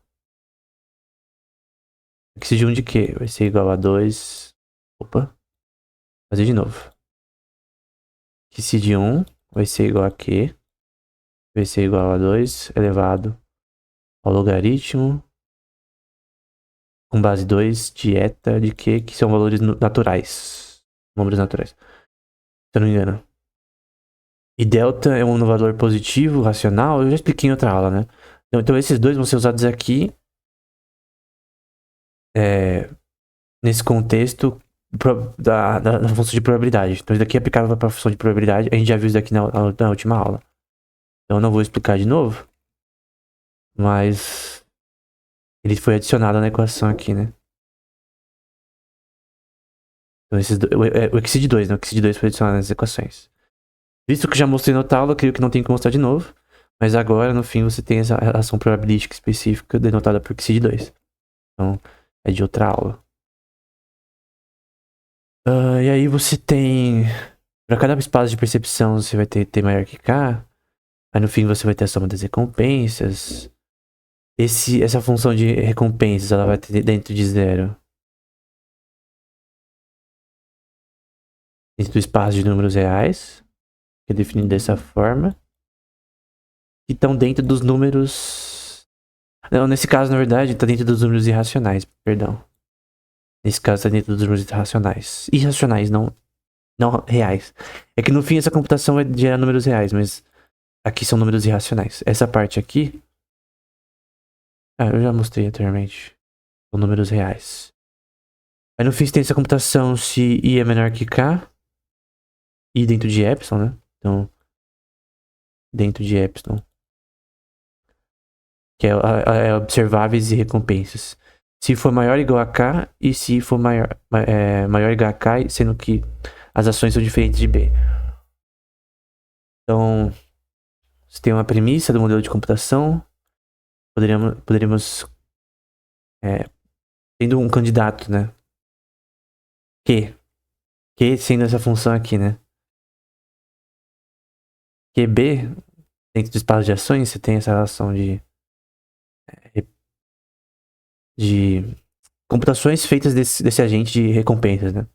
Então, dentro desse espaço de recompensas, você pode computar recompensas que são maiores, que são iguais ou maiores umas que as outras.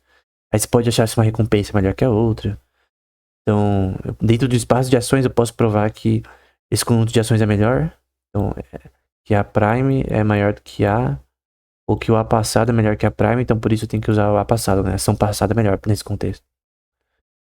Então, temos de observáveis. Esse Q de B retorna uma sequência, pode ser computável. No fim vai gerar números reais, né? E aí você tem o espaço de recompensas. Por que se de 2, que é a equação que a gente viu anteriormente, sendo usada. Eu não vou voltar tudo porque eu já mostrei. Será que eu lembro de cor? Que se de 1 eu lembro. 2 menos... Eu não lembro, cara. Logaritmo de alguma coisa. Eu escrevi agora, mas eu não lembro de cor. É só você voltar, cara. Você volta o vídeo ou a próxima aula, você lembra. Em que, num certo caso, A vai ser igual a B ou diferente de B. Então, nesse caso, eu escolho quando A for maior que B. Se o agente, conjunto de agentes A, faz uma ação maior que B, então usa o conjunto de agentes A maior que B. Ou pode ser o contrário, né? A pode ser menor que B. No caso, você calcular essa relação de recompensas, qual que é maior que qual, dadas as recompensas. Em que no fim você tem a tabela Q final, em que você seleciona a tabela Q. Então vamos supor que eu crio duas tabelas Q. A tabela Q1 de A, do conjunto A, e a tabela Q, vou fazer de outra cor, vai. E a tabela Q de B. E vamos supor que elas são diferentes. Se a vermelha for melhor, então ela maximizou mais a recompensa. Então tá saindo melhor nesse problema que tá resolvendo. No caso, se for B, B tá maior. Então você pode ter relações de equivalência onde A pode ser igual a B. Mas normalmente, no paper que a gente viu na última aula, nas últimas aulas, acho que foi o último paper. A normalmente é diferente de B. Normalmente é diferente de B. Você tem que fazer que seja diferente, até pra você ter uma relação em que o conjunto de agentes seja um melhor que o outro, né? Então, aquela questão de eleição de agentes que a gente viu no outro paper, né? Então, a minimização das recompensas é diferente da maximização, né? Então, se eu tenho recompensas de 0 até 1, tem valores que podem ser menores ou maiores que outros. E o coeficiente para de 2 pega valores positivos racionais dependendo de A sendo igual a B ou não. Então, no geral, o que você pretende que A seja diferente de B e que um seja maior que o outro. E o que sair melhor, você escolhe como modelo de agente que você deseja, né? Então, é como se você colocasse numa caverna 30 lobos sem comida.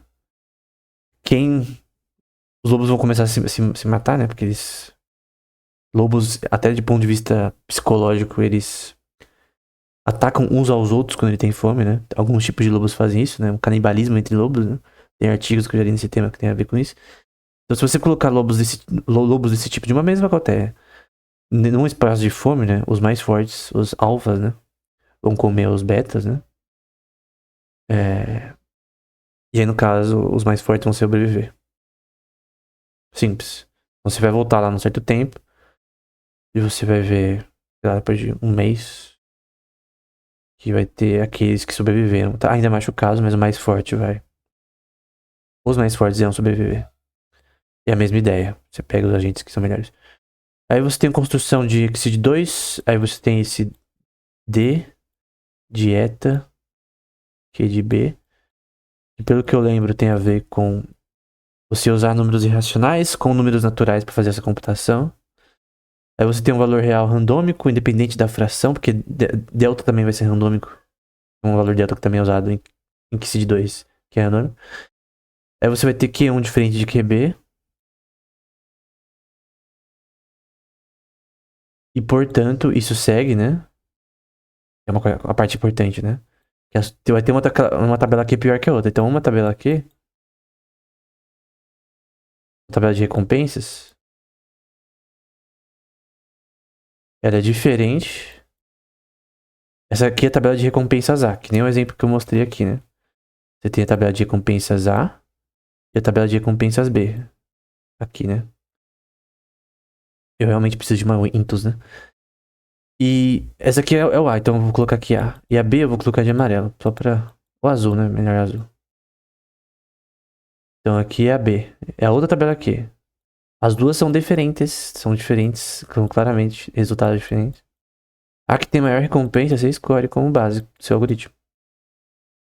Aqui é de B. Eles são diferentes. A probabilidade é 1, ou seja, ela é real, de que A é diferente de B. Ai, caramba. Realmente acabamos, né? Não aguentava mais. Esse tipo de aula cansa, velho. Eu realmente não quero. Eu quero dar mais aulas assim, mas cansa. Então, A é diferente de B. Isso aqui foi provado anteriormente, mas aqui é uma prova maior. Então, embora no domínio A, um espaço de percepção vezes A, que é infinitamente contável, que é infinitamente contável e limitado para listas finitas. Em que você tem esse espaço de computações de A para um espaço monomórfico, né? Em que você pode fazer transformações, esse espaço de ações permissíveis, com probabilidade 1, em que você consegue ter essa relação que A é diferente de B. Então, tem aquele paper lá sobre eleição de agentes que a gente viu. Não sei se é o paper sobre agentes de auto-reflexão ou o paper de agentes da Hunter. Mas o ponto é que você tem N agentes A e N agentes B que uns são melhores que os outros, em que um tem recompensas maiores que os outros, e você pega o que tem maiores recompensas, né? Essa equação aqui, cara. Essa parte aqui. Eu vou tirar essas coisas. Eu vou colocar um roxo e essa parte aqui. Então você pode determinar, foi provado em outros papers também. Você pode determinar essa função em que A vai ser igual a B ou menor que B, ou maior que B, mas nesse caso a gente quer que seja diferente. Se não for diferente, você roda essa computação de novo, que você quer gerar computações melhores. No fim, esse é o objetivo, é você ter um sistema que sempre se auto-melhora, né? Sua tabela aqui. Então, tudo se resume em calcular recompensas, o próprio sistema se virar para calcular as recompensas. Né? Então não é mais o ser humano que escolhe a tabela aqui. O agente, os agentes, o grupo de agentes, eles tentam achar a melhor ação para resolver problemas. E você pode provar que A não vai ser necessariamente igual a B, né? Porque se A for igual a B toda hora e B igual a A, então você nunca vai ter melhora no algoritmo, né? Nunca seu robô vai melhorar. Ou seus agentes. Um sistema de, por exemplo, algoritmos genéticos virtuais. Você quer que seu agente melhore, seu agente saia melhor. Então, no fim, você quer que A seja diferente de B. E se A for diferente de B, um é maior que o outro.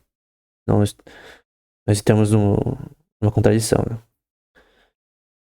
Então, necessariamente, você tem que rodar o algoritmo até que A seja diferente de B ou B diferente de A. E as computações que foram feitas, que vão sendo feitas, que são melhores, vão ser as que vão ser usadas no algoritmo. Resumindo tudo o que eu falei, esse é o apêndice. Esse é um complemento à aula anterior.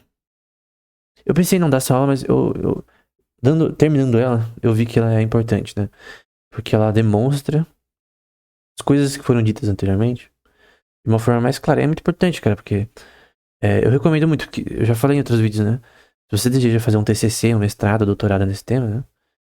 É muito interessante, cara. Eu, por exemplo, quando eu estava na FECAP, eu lembro de ter visto o nosso coordenador da época da sala, eu não lembro o nome dele. Ele mostrou pra gente, eu fui pesquisar o nome dele e eu achei a tese de doutorado dele, que era sobre, não inteligência artificial, mas era sobre algoritmos aplicados pra jogos, se eu não me engano. Uma tese de doutorado muito bem escrita, por sinal. No geral, né? E eu achei interessante, cara. É uma tese, não é nova, cara. É porque o doutorado dele foi faz tempo, né? Já era coordenador há um tempo, já na FECAP. E, cara, você pode simplesmente escrever nesse tema pra TCC, mestrado e doutorado, cara. Eu creio que lendo esses artigos, entendendo eles, você pode avançar nesse tema. E você pode fazer coisas diferentes, né? Criar modelos diferentes que talvez melhorem. Cara, você usar tudo que você já aprendeu aqui nesse curso de inteligência artificial, cara. Se você ver todas as aulas, já tem o suficiente. Se você tem um conhecimento de ciência de computação, para escrever uma tese de TCC ou mestrado nesse tema, cara. Vai ter que ler mais artigos e tal, fazer sua própria pesquisa.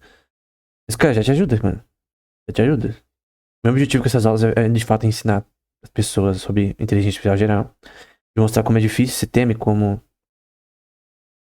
Por exemplo, todos esses papers que a gente vai ter agora, ainda pessoalmente creio que não é possível criar uma AGI no momento. Talvez seja... Com reinforcement learning é impossível. Tudo que a gente tá vendo aqui é usado no reinforcement learning. Como o predicado está errado, tudo já cai por terra. Só que não é inútil esse tema, porque você consegue criar robôs melhores assim. Usando números reais, usando esse algoritmo específico aqui que computa números reais. Então, esses artigos eles completam uns aos outros, né? Então, o artigo da aula 5 completa esse, o artigo da aula 2 completa esse.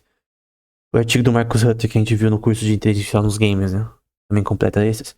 Mas, como eu disse, o JAG é uma comunidade, né? É como se os artigos completassem uns aos outros, né? Como se fossem amigos completando os erros de cada um para fazer artigos melhores, né? Mas no geral, o foco desse jornal acadêmico é reinforcement learning para gerar uma inteligência artificial geral.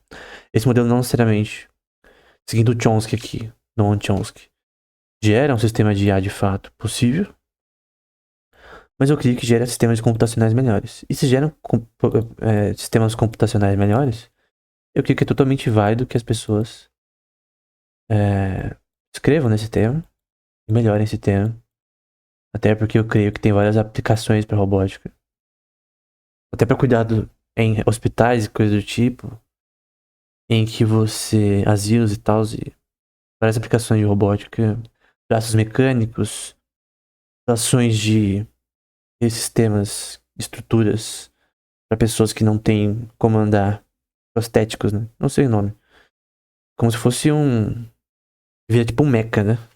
Eu não tô zoando. Você vira tipo um mecha, você tem tipo um sistema computacional, uma estrutura robótica. Eu, não, sei- eu creio que é conectado ao seu cérebro em relação de input para você controlar essa estrutura para alguém que não anda, mas tem um cérebro funcional, conseguir se mover usando essa estrutura física robótica, né? Então você meio que consegue fazer uma pessoa que não anda andar, embora a pesquisa nesse tema seja ampla, não tem uma solução atual nesse tema, né? Mas eu creio que esse tema resolve o problema desse contexto, né? Então você tem aplicações práticas, comerciais até, de avanços que já pode fazer. Você pode fazer um sistema adaptável que uma pessoa que não anda consegue andar através de um sistema robótico que funciona como se fosse uma estrutura para os seus pés e mãos para andar. Então não é um tema inútil, né? Pelo contrário, não é só. Ah, são matemáticos tentando criar uma AGI que no fim não vai. Não, de fato, é útil. Cara, muitas pessoas talvez pensaram que inteligência artificial seria uma pesquisa inútil, cara. No século passado, no fim do século passado. No inverno da IA, por exemplo. Mas a gente vê que não foi. A gente tem várias aplicações comerciais pra IA.